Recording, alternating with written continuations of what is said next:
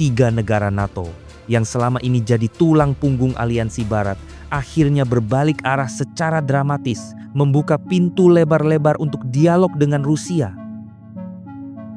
Kanselir Jerman Friedrich Merz, Perdana Menteri Italia Giorgia Meloni, dan Presiden Prancis Emmanuel Macron kini berani blak-blakan.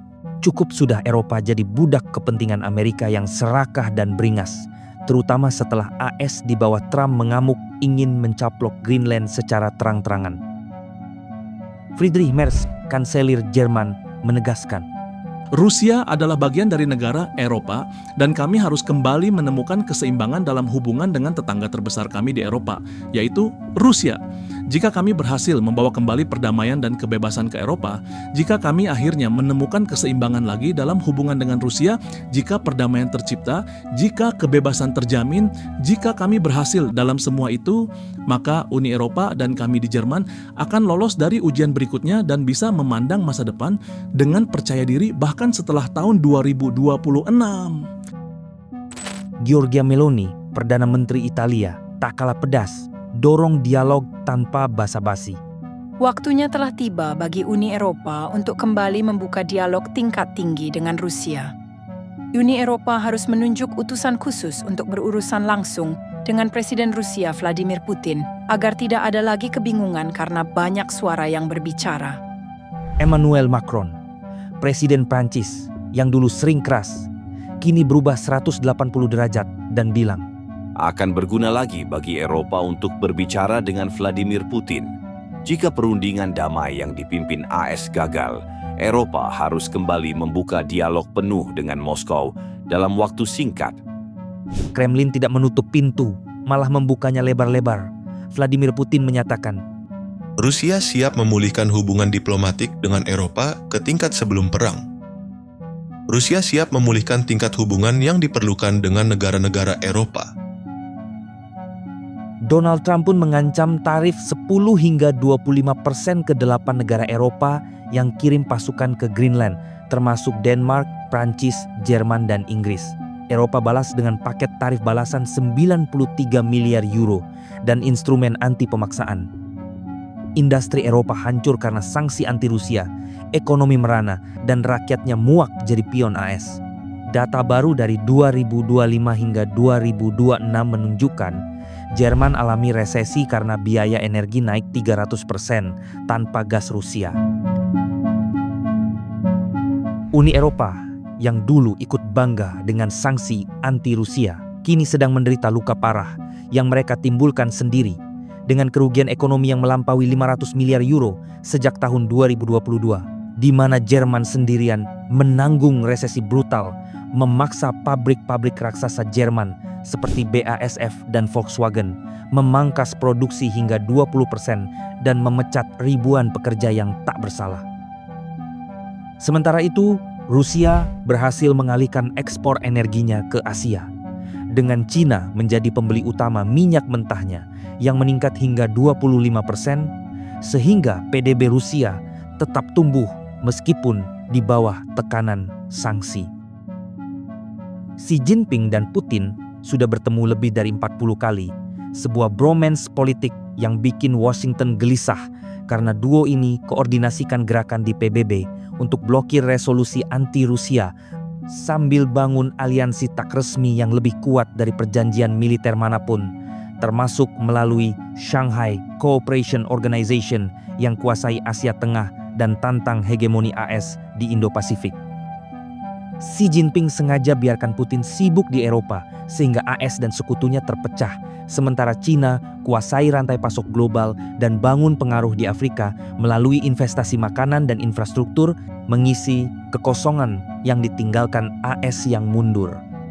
Duo negara ini tantang tatanan Barat dari BRICS hingga Belt and Road, sambil Cina dukung kebijakan Rusia di Hong Kong, Tibet, dan Xinjiang sebagai balasan atas dukungan Moskow soal Taiwan.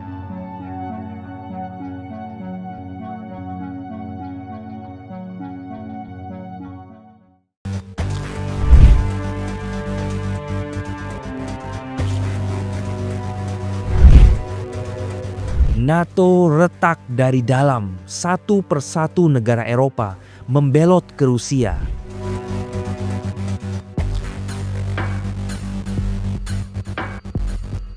Perlahan tapi pasti, retakan di dalam tubuh NATO mulai terlihat sejak tahun 2023 ketika Slovakia di bawah kepemimpinan Perdana Menteri Robert Fico yang kembali berkuasa menjadi negara pertama yang secara terbuka bersahabat dekat dengan Vladimir Putin. Robert Fico dengan nada dingin menyatakan Slovakia bukan medan perang proksi Amerika, seraya menghentikan pengiriman senjata ke Ukraina dan membuka kembali pipa gas Rusia yang sempat dibekukan. Langkah ini disambut Moskow dengan diskon energi 40%, menyelamatkan industri Slovakia yang sekarat. Keberanian Slovakia ini memicu efek domino, di mana Hongaria dengan Perdana Menteri Viktor Orban yang selama ini membendung bantuan militer ke Kiev, akhirnya memutuskan hubungan dengan komando NATO di Eropa Timur pada tahun 2024. Setelah Uni Eropa membekukan dana pemulihan ekonominya. Kami memilih kedaulatan, bukan perbudakan ideologis, tegas Orban, sambil menandatangani fakta energi senilai 15 miliar euro dengan Gazprom Rusia yang menghidupkan kembali pabrik-pabrik baja Hongaria. Tak lama setelah itu, Bulgaria yang dilanda krisis listrik akibat sanksi mengikuti jejak tetangganya. Perdana Menteri Nikolai Denkov setelah didesak gelombang protes massa yang mengepung ibu kotanya, diam-diam mengizinkan kapal tanker Rusia masuk ke pelabuhan Varna dengan dalih kemanusiaan. Moskow balas memberikan pinjaman lunak 5 miliar euro untuk membangun kembali jaringan energi negara itu, sekaligus membiayai kampanye partai-partai pro-Rusia menjelang pemilu tahun 2025. Turki, sebagai anggota NATO terbesar kedua, jadi wildcard yang tak terduga, di mana Erdogan sejak kudeta gagal 2016 sudah main mata dengan Putin, beli sistem S-400 Rusia meski diancam sanksi AS yang arogan, dan pada tahun 2025 dia perkuat ikatan melalui Fakta Laut Hitam yang abaikan embargo Barat, jadikan Ankara pintu masuk barang Rusia ke Eropa seperti banjir tak terbendung. Sebuah strategi jenius yang buat NATO terlihat seperti lelucon karena bagaimana aliansi bisa solid jika Turki lebih pilih Kremlin daripada Washington yang suka mengatur.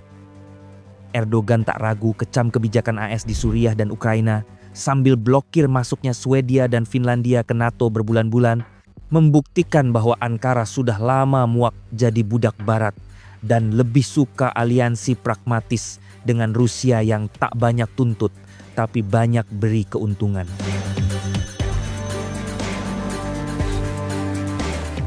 Gelombang ini merayap ke Eropa Tengah dengan Republik Ceko yang mulai retak pada awal tahun 2026, di mana populis pro-Rusia naik daun gara-gara krisis energi yang lumpuhkan industri Praha, dan pemerintahan baru dorong dialog dengan Moskow untuk cabut sanksi yang tak berguna. Sebuah momen krusial yang buat Uni Eropa histeris, karena jika Ceko ikut membelot, maka kelompok Visegrad yang dulunya benteng anti-Rusia akan jadi markas pro-Kremlin, tinggalkan Polandia sendirian dalam delusi anti-timurnya. Rakyat Ceko yang biaya hidupnya naik 15% karena perang proksi AS mulai lihat Rusia sebagai penyelamat, bukan ancaman, sebuah kebangkitan brutal yang hancurkan ilusi solidaritas NATO yang sebenarnya cuma topeng untuk agenda AS yang egois. Akhirnya, infeksi ini sampai ke jantung Eropa Barat.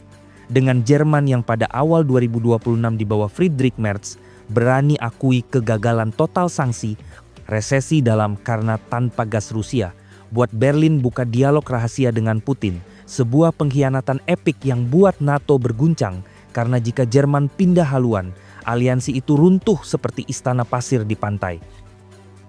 Merz tuduh AS sebagai dalang kehancuran, sambil janji keseimbangan baru dengan Rusia untuk selamatkan ekonomi yang porak-poranda, di mana raksasa seperti Siemens tutup pabrik gara-gara energi mahal. Bukti nyata betapa tololnya ikuti skenario Washington yang cuma untungkan dirinya sambil biarkan Eropa menderita. Prancis ikut bergabung dalam revolusi ini. Dengan Macron yang dulu paling garang pada 2025, tiba-tiba putar balik 180 derajat, katakan dialog dengan Putin. Satu-satunya solusi pasca gagalnya negosiasi AS, pengakuan memalukan yang dipicu demo massal di Paris lawan biaya perang sia-sia, di mana Prancis sudah buang miliaran euro untuk Ukraina, tapi cuma dapat inflasi dan kemiskinan rakyat. Macron, si rubah licik, sadar Eropa harus lepas dari AS yang gila di era Trump dan lebih baik gaul dengan Rusia yang stabil daripada jadi pion dalam permainan kekuasaan Atlantik yang berdarah-darah. Bahkan Inggris, si singa anti-Rusia terakhir, mulai pecah pada 2026 dengan sayap kanan naik kuat gara-gara amuk atas ancaman tarif Trump, dorong London jajal hubungan baru dengan Moskow, pergeseran dramatis yang buat NATO kayak artefak perang dingin yang lapuk. Karena jika Britania ikut belot, AS ditinggal sendirian dalam obsesi anti-timurnya yang gila. Rakyat Inggris sudah capek jadi budak Washington dan mulai anggap Rusia sebagai partner perdagangan pasca Brexit yang potensial. Bukti bahwa arogansi AS justru percepat kematian aliansinya sendiri.